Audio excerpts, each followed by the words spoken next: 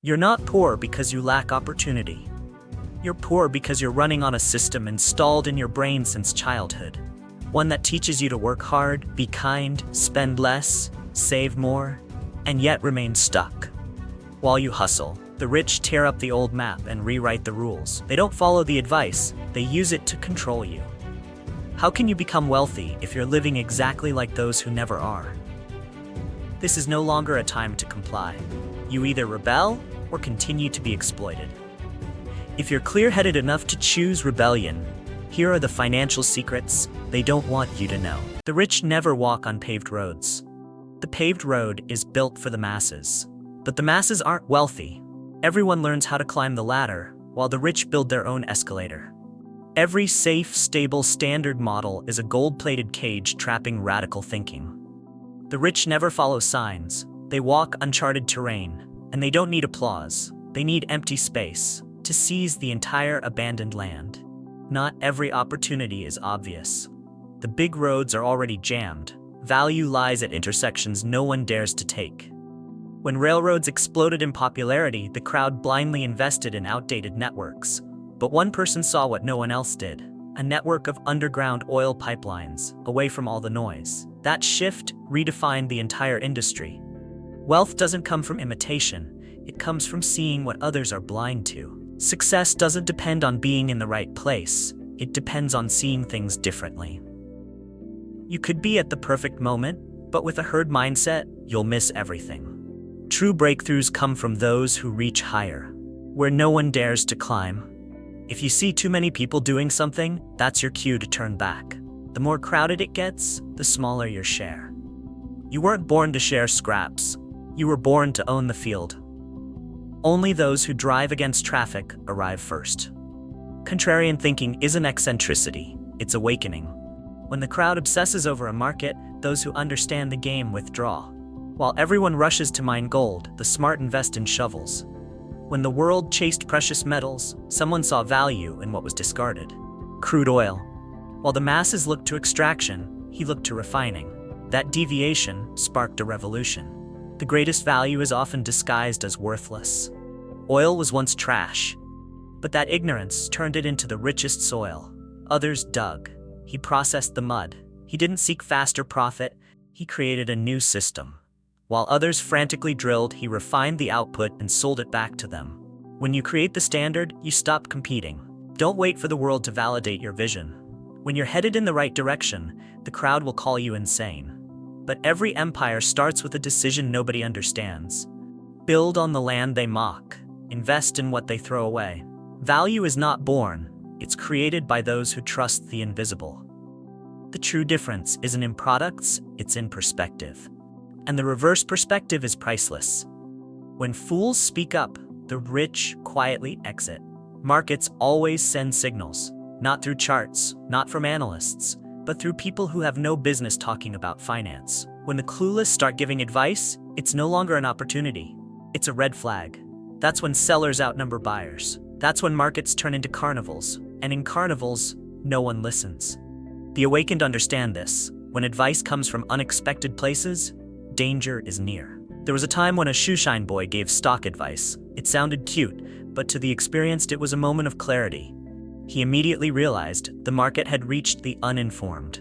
And when emotion replaces logic, when everyone becomes an investor, no one truly is. Everyone is just gambling. The wise leave the table before it collapses. You don't wait for a crash. The smart ones exit while the crowd is still cheering. They don't follow charts, they follow social sentiment. When cafes buzz with investment talk, when regular folks become financial gurus, the game masters know it's overheated, and anyone who stays will get burned. Survival doesn't come from deep knowledge, it comes from knowing exactly when to walk away. Emotions destroy wealth. Strategy builds empires. True financial empires are built with cold logic. There's no room for sentiment in the command center of money. The average person reacts when threatened. Leaders respond with a plan. When new tech threatened an entire industry, the weak gave up. But the strong didn't panic. They watched, analyzed, and pivoted. Those who know when to shift direction, they're the ones who survive chaos. Don't romanticize what's outdated. When electricity began replacing oil lighting, Those who clung to the past drowned in fear. But those who mastered emotion reallocated their capital. They didn't defend the old. They invested in what the new light required, a different fuel. No one gets rich holding on to dying systems. Wealth doesn't reward loyalty. It rewards those who face truth faster than the herd. The key is to cut ties with the past and convert loss into leverage. Your real asset isn't what you love. It's where the next wave of money is headed. Learn to leave before regret ruins you. Emotion delays action. Logic preserves capital. Those driven by feelings lose everything. Those driven by data stay in control. In a world ruled by emotion, quiet rationality is your most lethal weapon. Rejecting instant money is step one to freedom. Poor people work to survive. The rich make money work for them. But this doesn't happen by accident. It starts with a small but rare act, refusing to spend instantly. There was someone who collected spare change as a kid, not to buy candy, but to lend it out at interest. That's not stinginess. It's the first proof of elite thinking, knowing that money only has real power when it multiplies, not when it buys fleeting pleasure. While other kids spent on toys, he bought candy to resell. Instead of indulging, he used money as leverage. Instead of consuming, he built capital. And instead of following feelings, he trained discipline. That simple act laid the foundation for millionaire thinking. Not everyone sees $1 as a machine, but those who do eventually break free from financial slavery. Wealth begins the moment you realize money is a tool, not a reward. The difference between two people isn't income, it's choice. One earns $10 million and spends it all, still a slave. Another earns $3 million, saves $1 million, and builds freedom. Don't say you're broke because of lack of opportunity. You're broke because you refuse to let money work for you. Delayed gratification is the rebellion against mass consumerism, and only those who can postpone pleasure are powerful enough to buy true freedom. The more you cling to the old, the faster you die. The world keeps evolving, but the losers are the ones who refuse to evolve with it. When electricity replaced oil lamps, anyone clinging to the old died off. But a select few pivoted to chemicals, pharmaceuticals, and new fuels, and didn't just survive, they conquered the next frontier. Wealthy thinking isn't about defending old ground, it's about the instinct to shed skin, quickly, without regret, without attachment. If you lag even a step behind the market, you're already obsolete. Technology doesn't kill people, complacency does. You don't fail because your product is outdated. You fail because you won't admit it.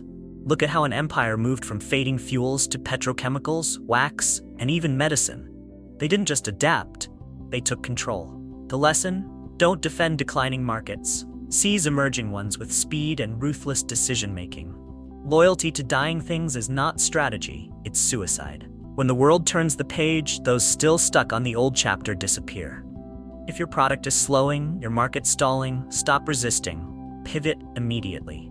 Clinging isn't loyalty, it's self-inflicted collapse. Winners don't fall in love with products, they fall in love with effectiveness.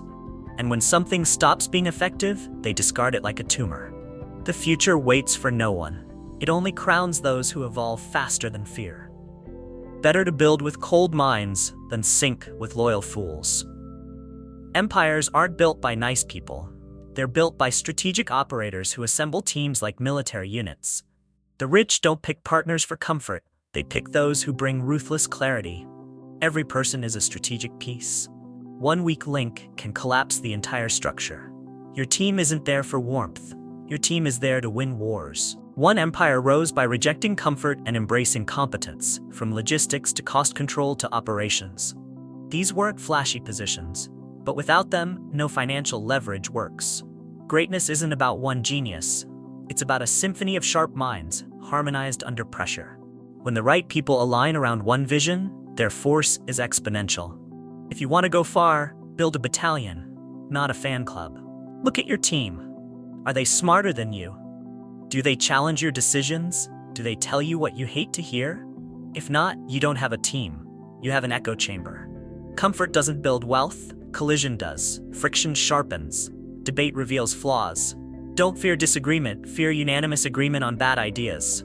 Pick teammates like weapons. The wrong one kills you, the right one conquers empires.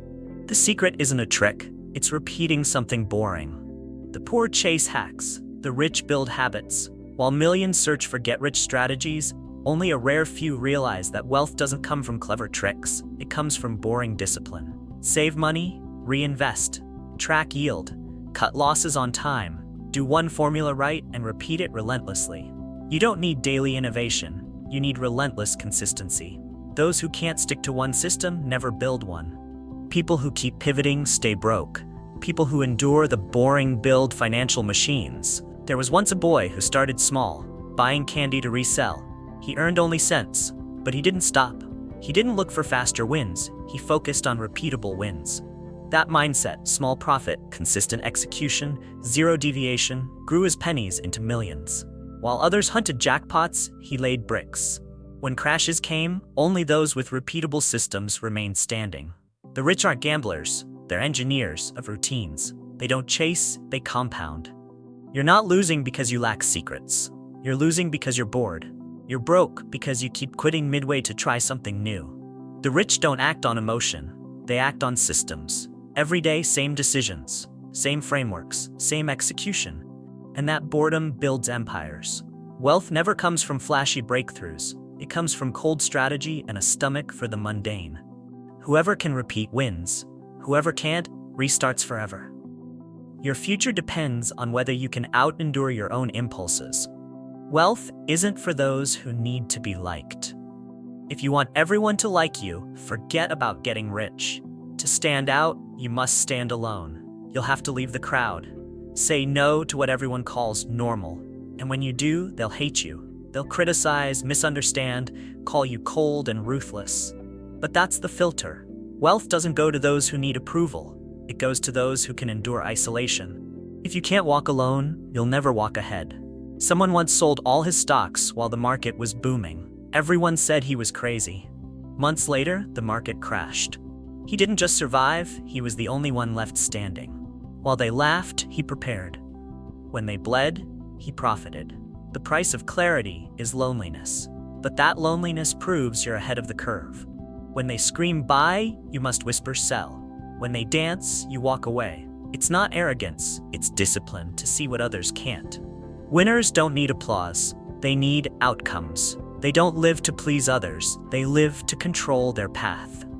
If you're still afraid of being judged, you're not ready for financial freedom, because freedom requires the strength to be disliked, misunderstood, even condemned. The world will always attack what it doesn't understand, and wealth is the art of moving forward without needing permission. If you can survive the noise, you'll own the silence. You must destroy your old mental operating system. No tactic works if your mindset is still broken. You can't install billionaire software into a brain running on work hard, be good, save money.